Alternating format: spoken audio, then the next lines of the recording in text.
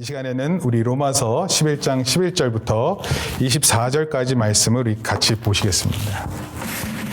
성경 말씀을 펴고 같이 우리 한 절씩 읽어보겠습니다.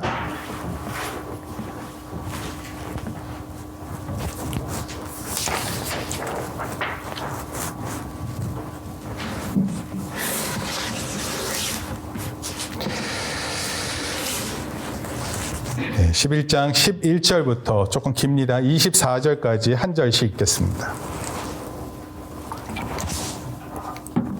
그러므로 내가 말하노니 그들이 넘어지기까지 실족하였느냐? 그럴 수 없느니라. 그들이 넘어짐으로 구원이 이방인에게 이르러 이스라엘로 시기나게 함이니라. 그들의 넘어짐이 세상이 풍성하게 되며 그들의 실패가 이방인의 풍성하게 되거든 하물며 그들의 충만함이니요. 내가 이방인인 너희에게 말하노라. 내가 이방인의 사도인 만큼 내 직분을 영광스럽게 여기노니 이는 혹 내 교육을 강함으로 시기하게 하여 그들 중에서 얼마를 구원하려 함이라. 그들을 버리는 것이 세상의 화목이 되거든 그 받아들이는 것이 죽은 자 가운데서 살아나는 것이 아니면 무엇이리요? 제사는 처음 익은 곡식가루가 거룩한즉 떡덩이도 그러하고 뿌리가 거룩한즉 가지도 그러하니라.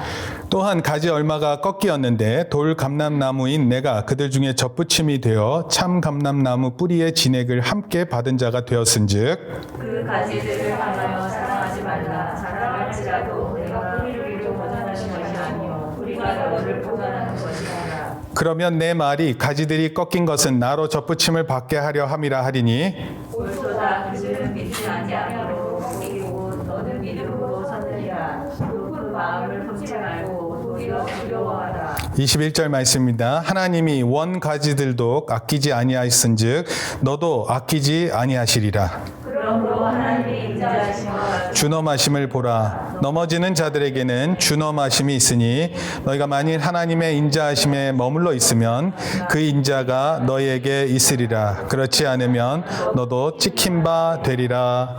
아멘. 23절, 24절까지 읽으셔야 됩니다. 죄송합니다. 그들도 믿지 아니하는데 머무르지 아니하면 젖붙임을 받으리니 이는 그들을 젖붙이실 능력이 하나님께 있음이라. 내가 원돌 감람나무에서 찍힘을 받고 본성을 거슬러 좋은 감람나무에 젖붙임을 받았으니 원 가지인 이 사람들이라. 얼마나 더 자기 감람나무에 젖붙임이심을 받으랴. 아멘. 자, 오늘 자주 등장하는 표현이 하나 있는데 감람나무입니다. 한번 따라 하시겠습니다. 감람나무. 감람나무. 네. 나무 이름 잘 모르시죠? 저도 잘 모르고요. 감람나무는 더더욱 잘 모릅니다. 근데 이 나무가 우리가 아주 잘 아는 나무입니다. 물론 우리 주변에서 볼 수 있는 그런 나무는 아닌데요.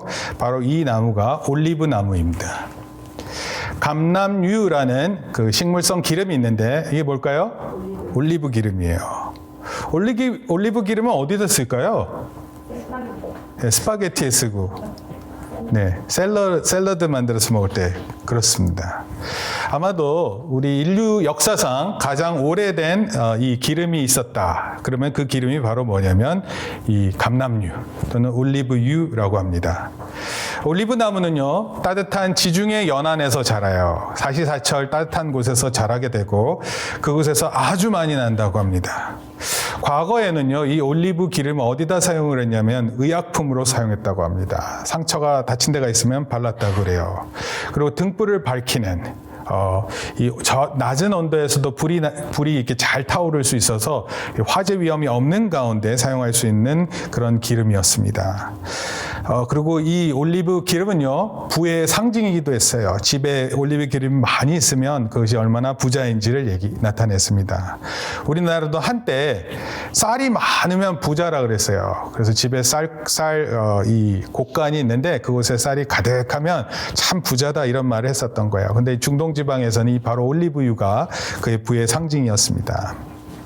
신약에서는요, 올리브 기름을 준비했다, 감람유를 준비했다, 그러면 그건 무슨 뜻이냐면 다음날 무슨 행사가 있다, 귀중한 예식이 있다, 이런 것을 의미했습니다. 실제로 왕에게 기름 붓는다 했을 때 이 기름은 올리브유를 통해서 왕의 즉위식을 나타냈어요. 그러니까 굉장히 중요한 그런 일들을 하는 데 쓰였던 것입니다. 올리브 열매는 비타민이 풍부해 우리 몸에 필요한 성분들이 많이 있다고 합니다. 그래서 야채 샐러드에 뿌려 먹기도 하고, 올리브 열매 날 것을 먹기도 하고, 또 요리해서 먹기도 합니다. 보통 피자에 보면은 피자에 검은 색깔로 이렇게 돼 있는 거 쪽 가운데 구멍 난 거, 그게 바로 올리브입니다. 그거 왜 먹나 하면서 이거 다 치우는 사람이 있는데 거기에 가장 좋은 영양 성분이 많이 있다고 합니다. 그것이 바로 올리브입니다. 이스라엘이 가장 평화로운 때를 가리켜서 어떻게 표현하냐면 이렇게 표현합니다. 올리브 나무 그늘에서 쉰다, 이런 표현이 있습니다. 이스라엘이 가장 태평한 때가 이 올리브 감람나무와 관계가 있습니다. 이 올리브 나무는요, 자라면 10m의 높이로 자랍니다. 그런데 이 올리브 나무가 수명을 다하게 되면 이제 열매를 잘 맺지 못하는 거예요. 그러면 그 열매를 잘 맺게, 더 맺게 하기 위해서 젖붙임을 합니다. 한번 따라해 볼까요? 젖붙임. 젖붙임이라는 것은 뭐냐면 원래 나무 상태가 오래돼서 생명력이 별로 없으니까 그 가지를 자르고 새로운 싱싱한 나무의 가지를 거기다 이렇게 연결해 주는 거예요. 거기 이렇게 영양분이 골고루 들어갈 수 있게끔. 그래서 성경 오늘 본문에 보니까 참 감람나무의 가지를 자른 후, 참 감람나무는 원래 좋은 나무예요. 좋은 열매를 맺는. 근데 이게 나이가 들어서 잘 못 맺으니까 그 가지를 자르고 야생 감람나무, 다른 말로 돌 감람나무의 가지를 접붙이는 거예요. 그러니까 원래 참 감람나무에서 가지는 돌 감람나무 가지를 연결을 했고, 그러고 나서 열매가 맺힌다, 이런 뜻입니다.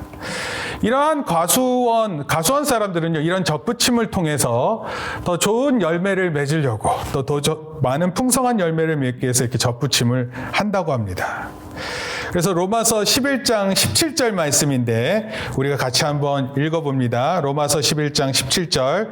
또한 가지 얼마가, 거기 보이세요? 또한 가지 얼마가, 시작. 또한 가지 얼마가 꺾이었는데 돌 감람나무인 내가 그들 중에 젖붙임이 되어 참 감람나무 뿌리에 진액을 함께 받은 자가 되었은즉. 그러니까 여러분들은 지금 누구냐면 돌 감람나무의 가지인 거예요. 그런데 참 감람나무에 젖붙임 바 되어서 뿌리로부터 오는 그 진액을 다 받고 있다, 이런 뜻입니다. 여러분, 가지는 가지 자체로 영양분을 섭취 못해요. 뿌리에서 올라오는, 나무의 기본적인 그 뿌리에서 올라온 영양분이 나무의 이 대를 통해서 올라오고 그것이 가지로 퍼져나가게 되는 것입니다. 여러분, 이 뜻이 무슨 뜻이냐면요, 이스라엘 사람은 원래 참 감람나무였어요. 그런데 이들 대부분이 예수님을 잘 믿지 않았습니다. 예수님을 받아들이지 않은 사람들이 누구였냐면 바로 유대인들이었어요. 그러나 그런 사람들 중에 예수님을 받아들인 사람들이 있습니다. 그런 사람들이 누구죠? 지난주에 설교에 가면 바로 남은 자입니다. 은혜의 남은 자들.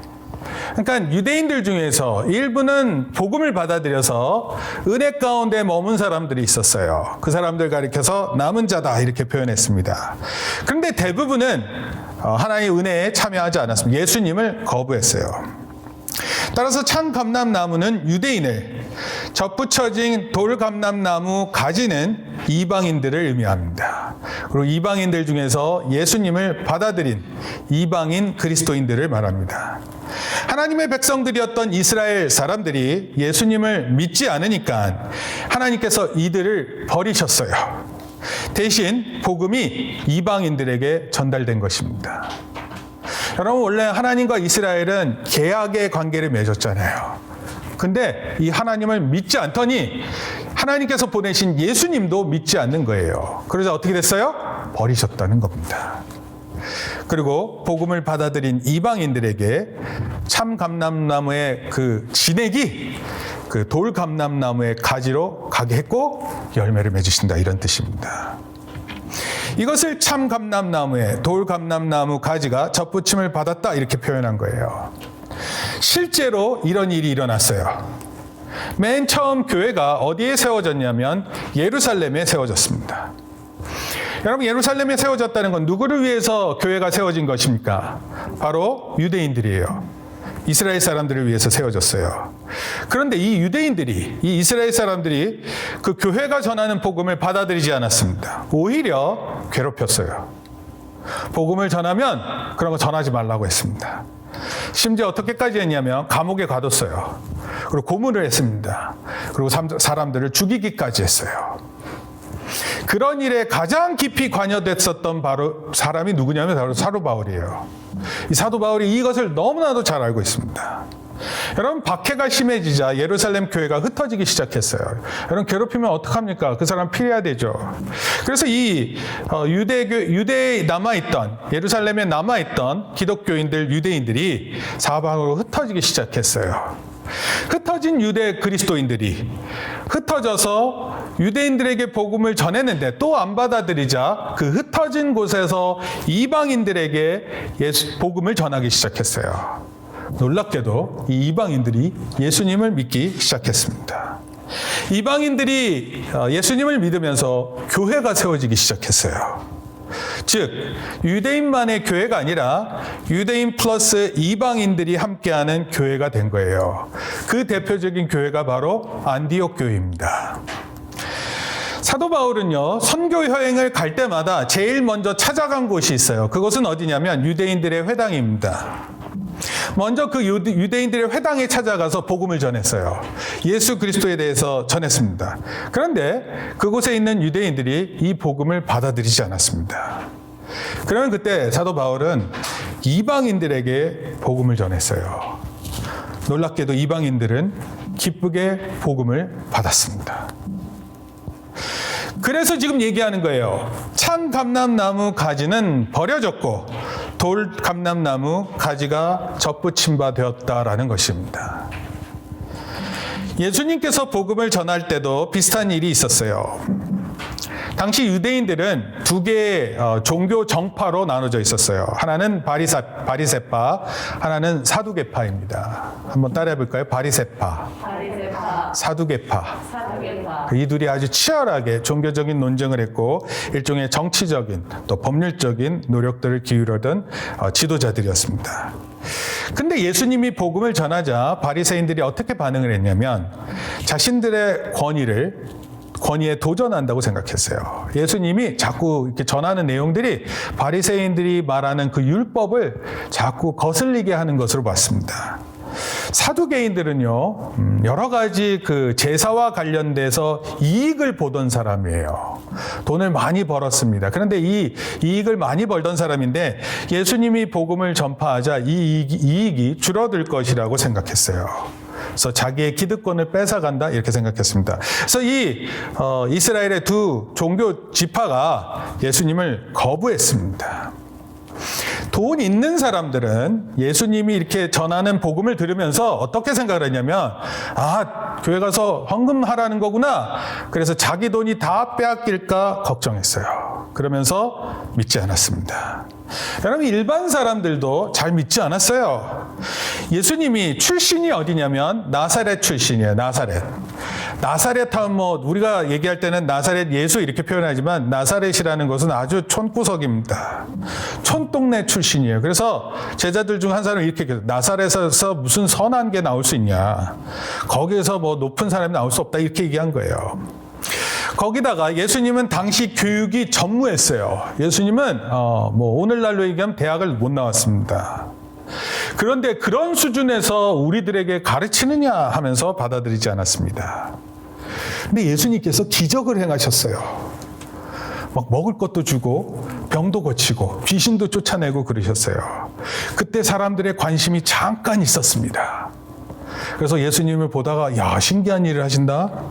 그러다가 또 관심을 이렇게 걷어들였어요. 그러던 중에 예수님을 따라다니다가 예수님의 복음에 진짜 관심을 가지기 시작한 사람들이 있었는데 그 사람들이 누구냐면 당시 사회 계층으로 가장 낮은 단계에 있었던 사람들입니다. 소위 사람으로 취급받지 않고 죄인으로 취급받던 사람들이 예수님의 복음을 받아들였어요. 예수님도 놀라셨어요. 아니, 복음을 전하면 그 오래전부터 구약을 믿어온 이 신앙인들이, 신앙의 지도자들이, 하나님을 믿고 있는 이 사람들이 가장 먼저 반응할 줄 알았는데 그 복음에 반응하지 않았고 오히려 사회적으로 가장 낮은 하층 계급들이 이 복음에 믿음을 보인 거예요. 마태복음 21장 31절에 이렇게 표현합니다. 내가 진실로 너희에게 이르노니 세리들과 창녀들이 너희보다 먼저 하나님의 나라에 들어가리라. 여러분, 만약에 이런 말을 들었으면 진짜 소름 끼치는 이야기예요. 근데 예수님이 이런 사실에 놀라하셨습니다. 또 복음을 받아들인 사람들이 있었는데 바로 그들이 유대인들과 함께 살고 있었던 이스라엘에 거주하던 이방인들이었어요. 어떤 이방인들은 믿음이 말도 못했습니다. 다 성경에 있는 얘기인데 매우 놀라시는 분위기예요. 이방인들이 예수님을 믿으면 얼마나 잘 믿는지 모릅니다. 마태복음 8장 11절 12절에 이렇게 나와 있어요. 또 너희에게 이르노니 동서로부터 많은 사람이 이르러 아브라함과 이삭과 야곱과 함께 천국에 앉으려니와. 동서에서 오는 사람들이에요. 유대인들이 아니에요. 동서에서 오는 많은 사람들이 아브라함, 이삭, 야곱과 함께 천국에 앉는다. 그 나라의 본 자손들은, 그러니까 원래 자손들은 바깥에 어두운 데 쫓겨나 거기서 울며 이를 갈게 되리라 그랬어요. 하나님의 백성, 원래 백성들인 유대인들, 이스라엘 백성들은 어두운 곳에서 이를 갈고 있고 동서남북에 있었던 이방인들이 아브라함과 이삭과 야곱께 함께 앉아 있는 것입니다. 그럼 오늘 이 참감람나무, 돌감람나무에 대한 이 비유가 예수님 시대에도 있었어요. 근데 사실은 교회 역사에도 드러나는 것입니다. 로마 제국 초기에 기독교는요, 온갖 박해를 받았습니다. 로마가 얼마나 폭압으로 기독교를 이렇게 말살하려고 했는지 모릅니다. 그 중에 가장 첫 번째 이유가 예수님을 바로 주라 칭하는 거였어요. 주라는 표현은요, 우리가 말하는 주님 이럴 때 이 주는 당시 황제에게만 쓸 수 있는 그런 것이었습니다. 황제를 곧 신이라고 여겼거든요. 그리고 로마 황제들이 그것을 거침없이 거듭해서 사용했습니다. 그런데 기독교인들이 이 주를 예수님께 사용하는 거예요. 주여 어디로 가시나이까? 쿼바디스 도미네 들어보셨죠? 이런 표현들을 예수님께 사용하는 것이었어요. 그래서 말도 못하게 기독교인들을 박해했습니다. 그런데 이 로마가 2세기경에 로마를 국교로 받아들여요. 그래서 로마 사람들은 전부 다 기독교화됩니다. 예수님을 믿지 않으면 그때 당시에 어떤 직업에도 나갈 수 없어요. 공무원이 되기 위해서는 반드시 세례를 받아야 됐습니다. 그럼 이걸 다른 말로 하면 이런 거예요. 즉 참 감람나무가 잘 자라고 있었던 거예요. 그런데 이 기독교가 국교화된 로마가 시간이 흐르면서 그 기독교가 타락하기 시작했습니다. 그러자 이 복음이 어디로 움직이는지 아세요? 그 다음 어디로 갔을까요? 그때 당시 로마 사람들이 야만인이라고 부르던 사람들이 있어요. 그 야만인들은요, 그냥 막 이렇게 우아하게 음식을 먹는 게 아니라, 그릇에 음식을 먹는 게 아니라 그냥 막 불에 구워가지고 바로 먹었어요. 이런 사람을 뭐라고 불렀냐면 바바리안이라고 불렀습니다. 바바리안. 이 바바리안들이 누구냐면 게르만족은 이제 저먼이라고 해서 독일을 얘기하고요. 프랑크족은 프랑스를 얘기하고, 노르만족은 이 북대서양 위에 있는 있죠. 룩셈부르크, 벨기에, 그 다음에 스웨덴, 노르웨이 이런 데를 얘기합니다. 노르만족, 그 다음에 켈트족 이런 곳에 복음이 전달됐어요. 여러분, 오늘날로 얘기하면 유럽 사람들이 바로 그 사람들이에요. 이 유럽 사람들에게 복음이 전해졌던 거예요. 그리고 그 후 수백 년간 유럽은 기독교 국가라 불리우게 됩니다. 그런데 중세시대부터 기독교가 타락하기 시작해요. 그리고 17세기경에는 유럽 전체가 타락하는 지경에 이릅니다. 그러자 그 복음이 어디로 움직이는 줄 아세요? 그 복음이 미국으로 넘어갑니다. 여러분 17세기의 미국, 지금 미국하고 생각하면 안 돼요. 17세기 미국은 이런 거예요. 그런 곳에는 누가 갔냐면 도망간 거예요. 사기치다가 돈 갚을 능력이 없으니까 어떻게 해요? 그냥 딴 데로 그냥 확 도망가는 겁니다. 아니면 신앙의 자유를 위해 청교도 사람들이 미국에 처음 정착한 것과 똑같이 그렇게 피해 나온 사람들이에요. 근데 이 사람들에게 복음이 전달된 것입니다. 여러분 그때 당시 미국 17세기의 미국, 말도 안 되는 그 상황 가운데 아주 천박하고 힘들게 살아가는 이 미국 사람들에게 복음이 시작됐고 복음을 통해 나라가 세워진 거예요.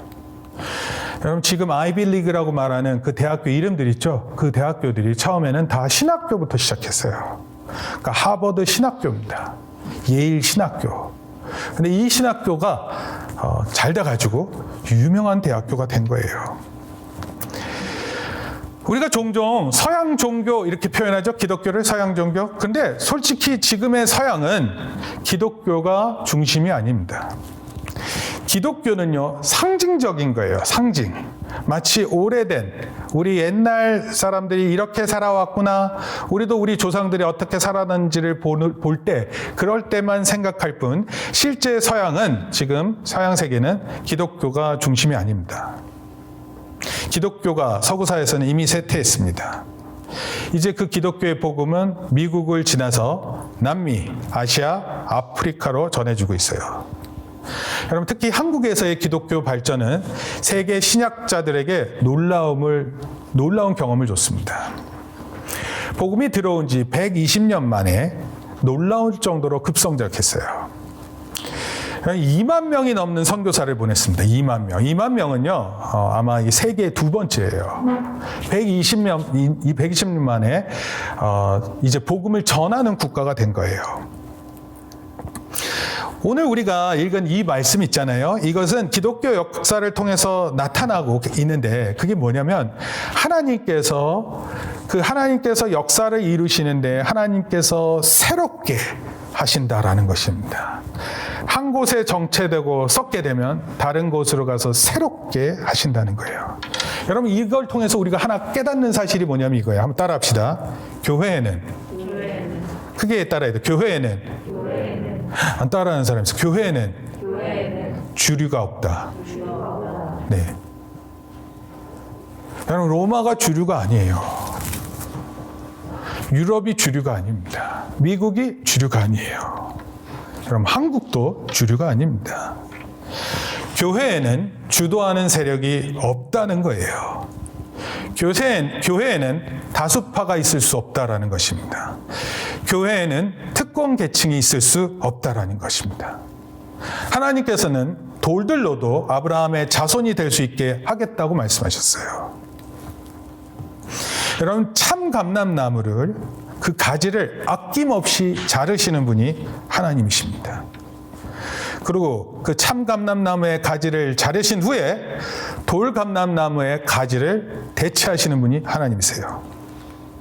여러분 그 하나님 앞에 무슨 특권이 있고 무슨 주류가 있을 수 있다는 것입니까?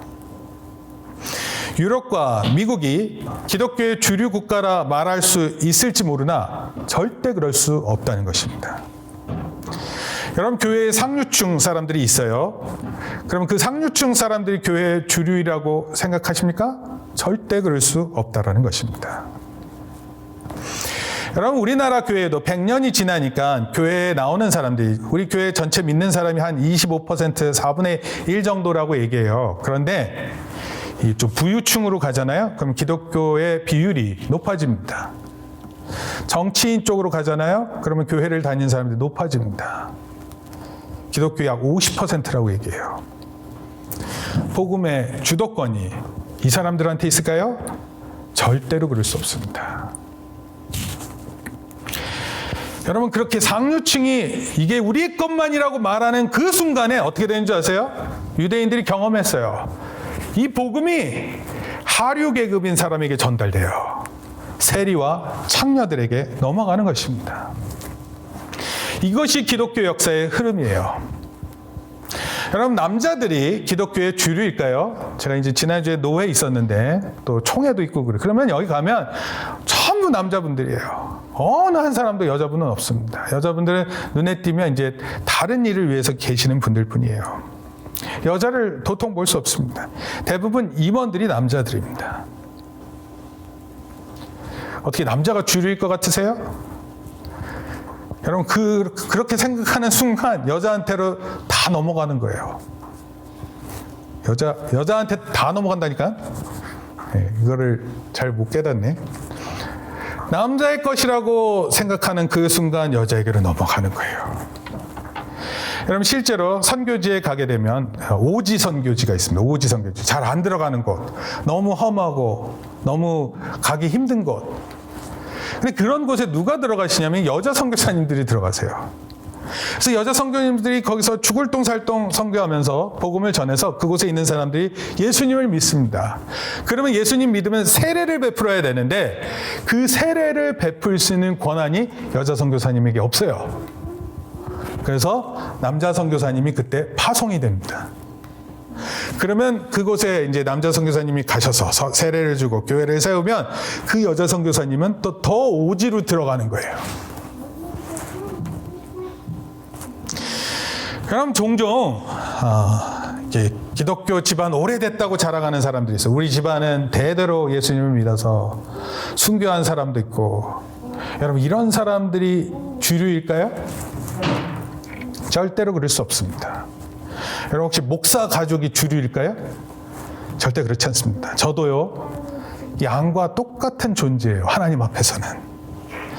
하나님의 말씀에 열정적으로 살다가도 죄를 밥 먹듯이 하고 하나님 말씀에 관심 없어서 참 감람나무 가지처럼 되면 거침없이 버림받을 수 있어요. 저에게 주류권이 없습니다. 만일 하나님의 영광 대신 내 자신의 영광을 추구하면 하나님께서는 비주류를 들어서 주류인 자들을 다 바꾸는 거예요. 여러분, 이 자리에 다 주류라는 특권으로 생각하고 있으면 이 자리 다 바뀌는 겁니다. 이것이 바로 하나님께서 약한 자들을 들어서 강한 자들을 부끄럽게 하시겠다는 뜻이에요. 약한 자를 들어서 강한 자를 부끄럽게 하신다. 미련한 자를 들어서 지혜로운 자를 부끄럽게 하신다. 없는 자를 통해서 있는 자를 부끄럽게 하신다. 이것이 하나님의 원칙의 말씀입니다. 여러분, 우리가 바로 이렇게 일하시는 하나님의 역사를 깨닫기를 소원합니다. 오늘 우리가 이 사실을 알고 있는 가운데 하나님 나라를 참 감람나무를 가지를 버리시고 돌 감람나무 가지를 접붙여서 하나님 나라를 이루신다면 이것을 알고 있는 우리의 마음의 자세는 어떠해야 할까요? 제가 두 가지로 생각해 봅니다. 첫째는 유대인들과 같은 사람들에게 전하는 메시지, 그리고 둘째는 이방인들과 같은 사람들에게 주는 메시지를 오늘 본문에서 말하고 있습니다. 첫째, 한번 따라할게요. 유대인들을 위해서 주는 메시지입니다. 여기는 유대인이 없죠.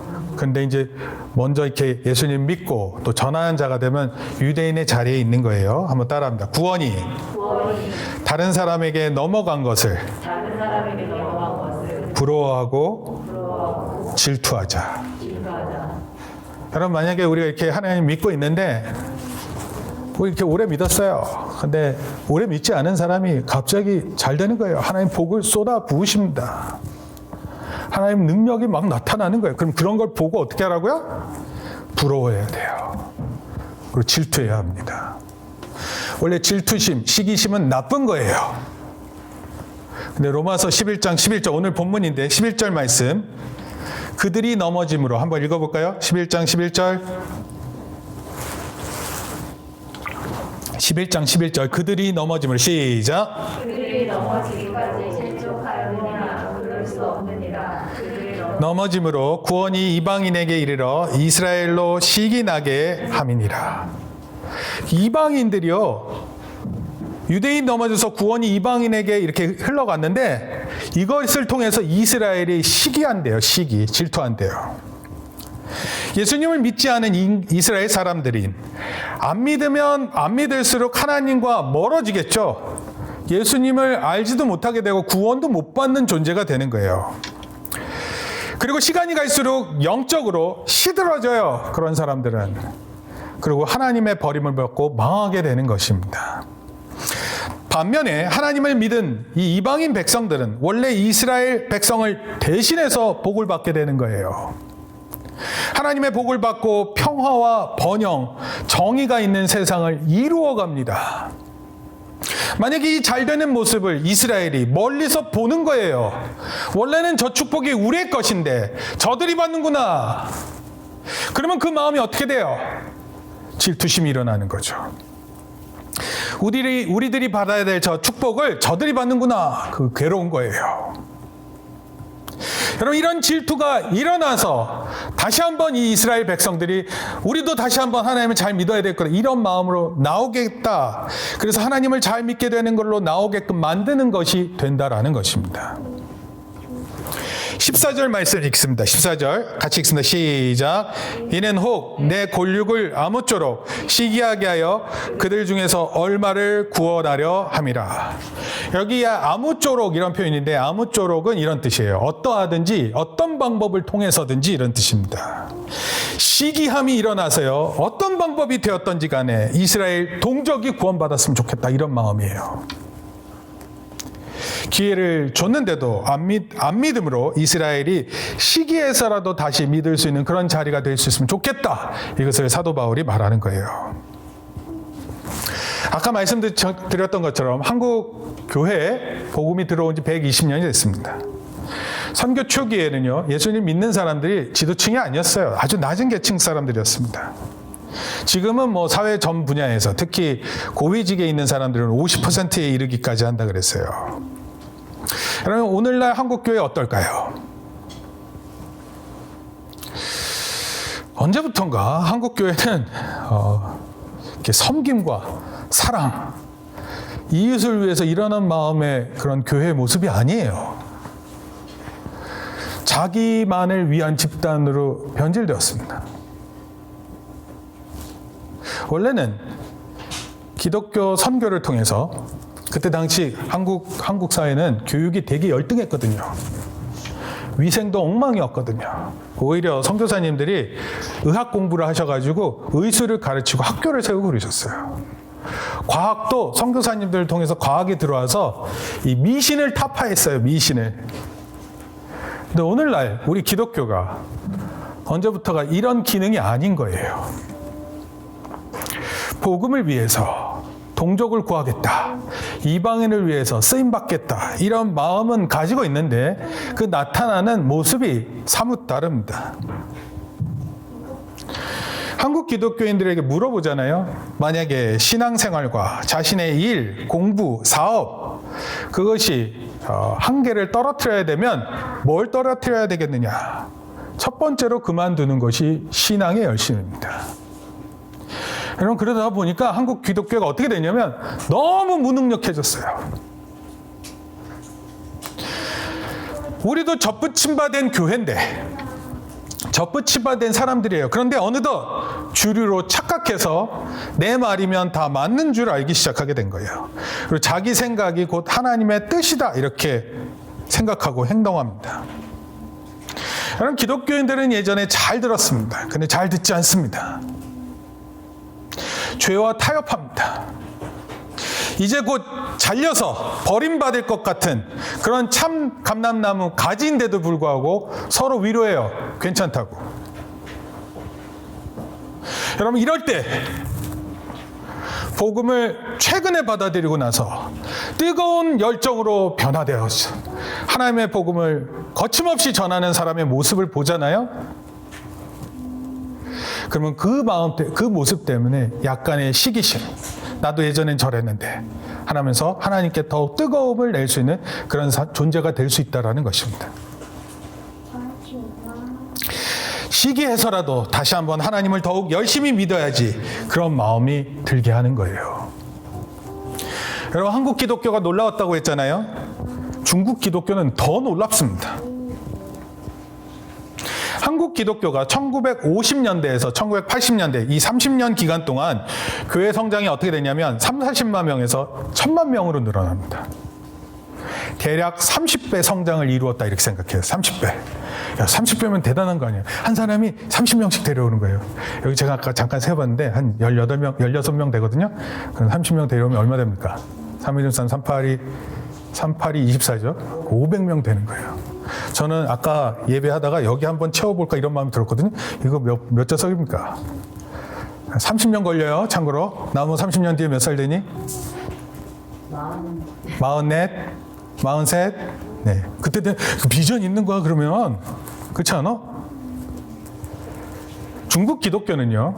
지금 어느 정도 되냐면 한 1억 명이 예수님을 믿는다 그래요. 전체 인구 13억입니다. 중국의 공산당원이 7,600만 명이래요. 그러니까 기독교인이 더 많아요, 이제는. 1억이 언제까지 된 거냐면 1980년부터 2010년에 이르는 30년 기간 동안에 이룬 거예요. 우리 30년 때 몇 배 됐다고요? 30배? 네. 여러분, 중국교회, 1980년대는 중국 교회가 없어요. 그때는. 있을 수가 없습니다. 중국 공산당이 엄청나게 교회를 핍박하던 시기였습니다. 그런데도 성장했어요. 그 중국의 선교사님들 얘기를 들어보면 이래요. 이 교회 가서 설교를 하잖아요. 그럼 설교 1시간 만에 끝내는 설교는 없어요. 2시간 설교하고 점심 먹고 점심 끝나면 바로 또 설교를 들어요. 그리고 다시 저녁 먹고 그리고 설교를 합니다. 그리고 저녁 예배가 다 끝나면 그때부터 한 20시간 걸려서 기차를 타고 자기 마을로 돌아가요. 여러분, 중국에 있는 성도들은요, 성경 읽는 것을 너무 좋아해서요, 정말 많이 읽는다 그래요. 그러니까 부흥 하겠어요, 안 하겠어요? 말씀에 대한 이런 뜨거움과 하나님 말씀을 그렇게 읽는데, 1980년대 교회가, 중국에 있는 교회 이름은 삼자교회라고 그랬어요. 삼자교회. 삼자가 뭐냐면 중국은 세 가지를 자립해야 된다. 그리고 그 삼자 정신을 교회에다 뒀는데, 이 삼자교회는 일종의 어용교회예요. 어용교회. 공산당이 이렇게 자주지할 수 있는 그런 교회였습니다. 그런 교회만 인정하던 때인데 복음이 전파됐어요. 30년 전에 수십만 명이었던 중국 기독교인들이 30년 만에 1억 명에 도달한 겁니다. 몇 배로 성장했냐면 200배로 성장했어요. 우리 30배, 중국은 200배. 이런 모습을 보면 어떻게 돼요? 시기해야 되는 거 아니에요? 우리가 시기하고 질투하는데 복음에 대한 시기하고 질투하는 게 아니라 좋은 집, 좋은 차, 먹고 사는 것, 공부 잘하는 것, 똑똑한 것, 예쁜 것, 멋있는 것, 이런 거를 마구마구 부러워하고 시기하고 살아갑니다. 여러분, 이런 시기 질투는요, 자칫 잘못하면 사람을 미워하게 되고 결국 죄로 발전된 가능성이 높은 거예요. 그런데 구원과 신앙에 대한 시기가 없는 거예요. 누군가 나보다 신앙이 좋다 그러면 내가 어떻게 해서라도 저런 자리에 있을 거야 이렇게 믿으려고 하는 그런 시기 없습니다. 우리에게 영적인 시기심이 없다는 것은 그것은 무엇을 의미하냐면 언젠가 참 감람나무 가지가 대체될 것이라는 거예요. 그래서 우리 질투하는 마음이 있어야 돼요. 누가 뭐 가지고 있다 이런 거 말고 영적인 부분에서 하나님의 말씀에 대해서 질투하는 마음을 가져야 하는 것입니다. 하나님께서 주시는 은혜를 귀하게 여기고 영혼 구원을 위해 쓰임받겠다는 그런 마음을 나아가는 저와 여러분들 되기를, 그런 시기심을 갖는 내 자리로 나아가기를 예수님의 이름으로 축원합니다. 둘째, 이방인들이에요. 이방인들. 즉 돌감람나무 가지인데 참 감람나무에 접붙임 바 된 것입니다. 이 사람들에게 주는 말씀이 있어요. 교훈이 있습니다. 따라합시다. 자랑하지 말고. 다시 한번 자랑하지 말고. 다시 빼앗길까 두려워하자. 은혜를 받을 자격이 없었던 이방인들이 이스라엘의 넘어짐으로 인해서 그 자격이 대신 주어졌어요. 그런데 이 이방인들이 유대인들을 무시하기 시작했습니다. 그래서 11장 20절 하반절이에요. 한번 보세요. 성경 말씀 11장 20절 하반절. 높은 마음을 품지 말고 그 부분부터 같이 읽습니다. 잠시만요. 다 성경을 보셔야 돼요. 같이 읽습니다. 시작. 높은 마음을 품지 말고 도리어 두려워하라. 하나님이 원 가지들도 아끼지 아니하였은즉 너도 아끼지 아니하시리라. 여러분 참 감람나무 가지도 아끼지 않으셨어요. 그래서 잘라서 버렸어요. 근데 돌 감람나무가 교만하면 어떻게 해요? 어떡합니까? 가지를 바로 잘라내죠. 이방인 자신이 하나님의 은혜로 잘된 것을 자랑하는 것이 아니라 유대인처럼 될까 조심하라는 거예요. 와, 하나님 말씀은 그냥 거침없습니다. 누구 하나 이렇게 봐준 것처럼 보이는데, 은혜 준 것처럼 보이는데 그 은혜 받은 사람이 또 자칫 잘못하면 그거를 또 가지치겠다 말씀하십니다. 잠언서 30장 23절에 이런 말씀이 있습니다. 세상을 진동시키면 세상이 견딜 수 없게 하는 것 서너시 있나니. 그러니까 세상에 진동, 세상이 막 이렇게 힘들어지는 거예요. 온갖 일로 일어나는 거예요. 견딜 수 없게 하는 그런 3-4가지 일이 있는데 그 3-4가지를 잠언서에서 이렇게 기록했어요. 곧 종이 임금이 된 것. 원래 이 사람이 종이었는데 다음날 임금이 된 거예요. 그러면 그걸 견딜 수 없다 이런 뜻입니다. 또한 미련한 자가 음식으로 배부른 것.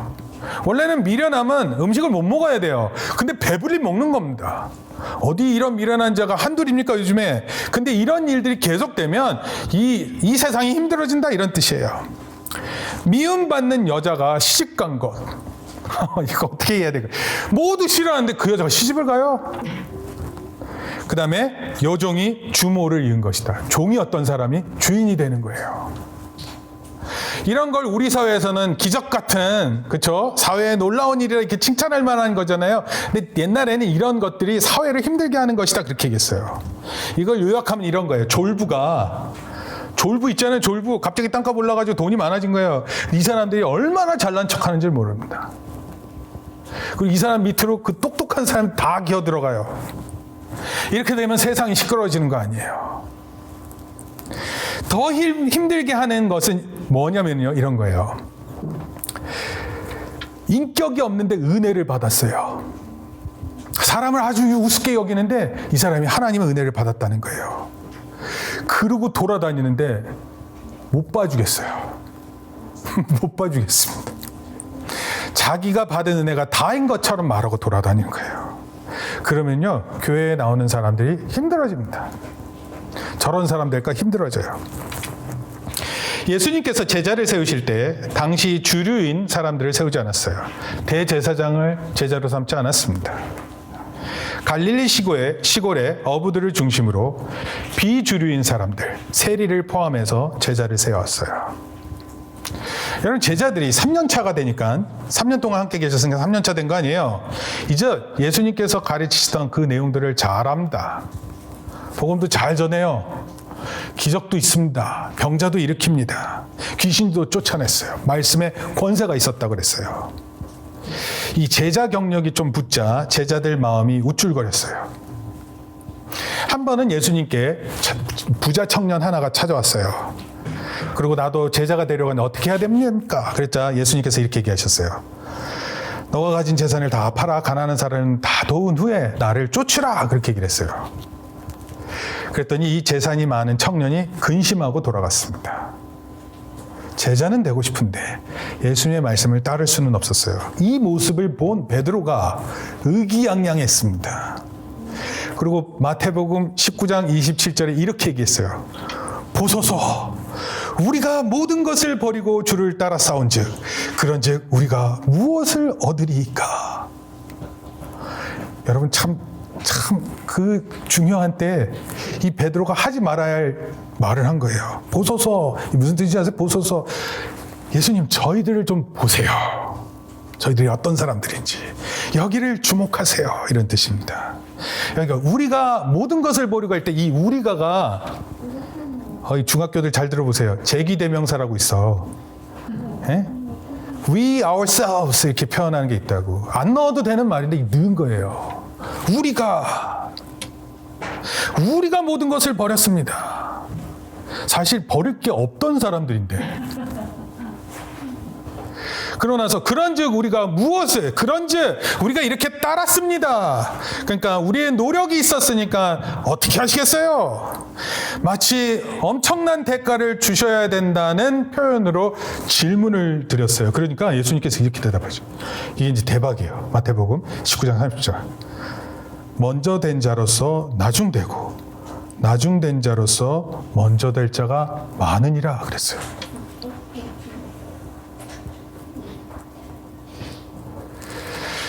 너희가 모든 것을 버리고 다른 것은 참 잘한 일이지만 그런 식으로 자기 공로를 앞세우면 언제 너희들이 다른 사람들로 대체될지 모른다 경고하신 거예요. 내가 바리새인들, 사두개인들을 버리고 너희들을 왜 제자로 세웠는지 그 이유가 무엇인지 아느냐? 약한 자를 들어쓰기 위해서였다. 그런데 3년이 지나자 너희가 한 대가, 특권을 달라고 한다면 너희들도 버려질 것이다 이런 거예요. 여러분, 예전에는 내가 어떻게 은혜를 이렇게 받을 수 있는가? 내가 어떻게 하나님 앞에 이렇게 믿음으로 살 수 있는가? 감사했는데 어느 순간 당연히 여기는 거예요. 내가 가지고 있는 직장을 당연히 여깁니다. 내가 가진 건강을 당연히 여겨요. 내가 가지고 있는 지식을 당연히 여깁니다. 시간이 흐르면 배울 때가 있고요. 그걸 다 까먹을 때가 있어요. 그리고 하나님의 은혜를 당연히 여기고 그 당연함이 하나님의 은혜를 하찮게 여기는 것입니다. 유대인들이 그렇게 해서 버림받았는데 이방인들도 이렇게 버려질 것을 경고하는 거예요. 여러분, 이방인은 우리를 포함합니다. 하나님께서 조금만 도와주시면 감사할 것처럼 기도했는데 지금은 그런 기도조차 없습니다. 다른 성도의 은혜의 이야기를 들으면 시기에서 더 매달릴 것 같은데 이제는 그런 은혜를 아무리 받아도 당연한 것처럼 마음이 있는 거예요. 은혜 받는 것에 시기심이 없는 거예요. 사랑하는 성도 여러분, 오늘 우리가 하나님께 더욱 은혜를 사모하고 매달리는 우리가 되기를 소원합니다. 우리 교회가, 조국 교회가 이젠 됐다 자만할 때 하나님은 그 가지를 버리신다는 것을 꼭 기억하시기를 바랍니다. 결론적으로 말씀드릴게요. 여러분, 돌감람나무, 참감람나무 이 얘기를 했는데 이 참감람나무, 돌감람나무의 진실이 따로 있어요. 잘 들어보세요. 만약에 오늘 여기 지금 가수원에서 일하는 사람이 없으니까 이 얘기를 그냥 듣고 넘어가는데 가수원에 있는 사람들은 여러분 어떤 나무에 어떤 나무를 접붙이는 줄 아세요? 참감람나무에 돌감람나무를 접붙일까요? 돌감람나무에 참감람나무를 접붙일까요? 접붙이는 것은 좋은 가지를 접붙여요. 그러니까 이 참감람나무에 돌감람나무 가지를 원래 안 연결해요. 그렇게. 근데 이 이스라엘이 너무 못돼서 그거 갈아치운다는 뜻이에요. 근데 과수원 사람들은 이 말을 듣잖아요. 그러면 이런 일 절대로 안 한다는 거예요. 오히려 돌감람나무에다가 참감람나무 가지를 이렇게 달잖아요. 그러면 그 가지 때문에 좋은 열매가 생기는 거예요. 그런데 오늘 우리에게 주시는 이 말씀은 핵심이 따로 있어요. 제가 하나 예를 들어볼게요. 혹시 감 좋아하세요? 감? 단감? 네, 단감. 근데 단감과 비슷한 고엽나무라는 게 있대요. 고엽나무. 근데 이 고엽나무는요, 열매를 엄청나게 맺어요. 그래서 이 엄청나게 열매를 맺는 고엽나무에다가 단감나무의 가지를 연결하면 단감 열매가 많이 열려요. 그래서 그 농사 기법이라 가지고 많은 이득을 봅니다. 그런데 놀라운 원칙이 있어요. 그 단감이 돼서 생기면 그 안에 씨가 있잖아요. 그 씨를 심잖아요. 그러면 그 단감나무가 되지 않고 고엽나무가 된대요. 겉은 맛있는데 그 안에는 예전 나무를 버리지 못하는 겁니다. 겉모습은 단감처럼 보이지만 씨는 고엽나무, 먹지 못할 그런 감나무가 되는 거예요. 그런데 오늘 본문의 핵심은 열매가 아니에요. 열매 맺는 게 중요한 게 아니에요. 어떤 나무에 덧붙였느냐가 훨씬 더 중요한 이야기라는 거예요. 즉 하나님께 덧붙임 바 되었다라는 이 사실이 중요한 거예요. 그래서 참 감람나무는 하나님을 의미하고 우리같이 쓰잘데기 없는 감람나무를, 돌감람나무를 우리로 정하신 거예요. 그리고 하나님은 이런 것을 통해서 역사하시겠다라는 거예요. 여러분 놀랍지 않으세요? 우리 기껏 해봤자 돌 감람나무 열매 맺을 수밖에 없어요. 아무리 참 감람나무가 있어도. 근데 중요한 건 뿌리가 하나님이시라는 거예요. 그리스도의 의와 그리스도의 거룩함과 생명이 우리 안에 들어왔다는 뜻이에요. 그래서 우리가 이런 생각 좀 안 했으면 좋겠어요. 우리가 뭘 해야지 하나님께 뭐 영광이 되는 이렇게 하지 말고, 여러분 하나님께서는 우리가 그렇게 덧붙임 바 됐고 그것으로 만족하고 기뻐하고 예배하는 것을 통해서 하나님께서 다 이루세요. 하나님께서 그 뜻을 다 이루시는 것, 하나님이 원하시는 그 열매를 다 열매 맺게 하시는 거예요. 우리가 열매에 집착하면 집착할수록 우리 열매밖에 따지 못해요. 그런데 우리가 하나님께 덧붙임 바 된 것에 집중하면 하나님이 원하시는 열매를 따게 된다는 것입니다. 이것이 진정한 삶의 변화라는 것입니다. 예수님의 생명이 덧붙임을 통해 우리 안에 들어온 것입니다. 예수님이 거룩하셔서 우리도 거룩하신 것입니다. 우리의 행위는 전혀 없습니다. 누구든지 이 사실을 깨닫고 예수님에게 덧붙임이 된다면 거룩해지는 거예요. 오늘 우리 교회에 새로운 사람들이 또 나오려고 그랬어요. 그래서 제가 이 설교를 준비하면서 그래서 이 새로 덧붙이는 거에 대해서 뜨거운 마음이 있었습니다. 근데 아침에 전화 왔어요. 못 온다고. 그래서 제가 얘기했습니다. 다음에 같이 나오십시오. 더 많이 나오게 되는 거예요. 그렇게 믿어야죠. 이해되세요? 예수님과 하나 되는 것, 하나님의 자녀가 되는 것, 하나님께서 우리를 양자로 받아들여서 하나님의 자녀가, 가족이 되는 것, 이것이 중요한 거예요. 에베소서 2장 9절 말씀입니다. 한번 우리 같이 읽겠습니다. 여러분 한번 성경 찾아보세요. 에베소서 2장 9절입니다.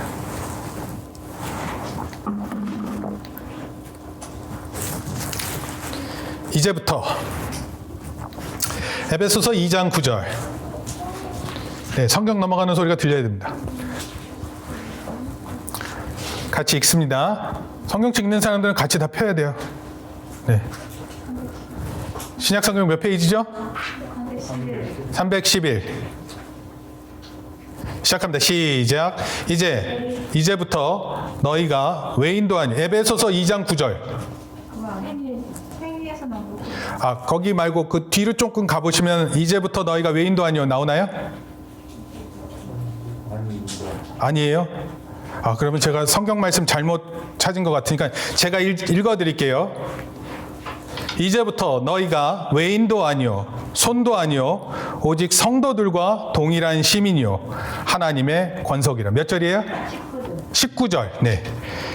에베소서 2장 19절 같이 읽습니다. 시작. 이제부터 그러므로 너희가 외인도 아니요 손도 아니요 오직 성도들과 동일한 시민이요 하나님의 권속이라. 참 감람나무 뿌리가 공급하는 생명이 덧붙임 바 된 가지인 우리에게 전해질 때 어떤 마음이 필요하다고요?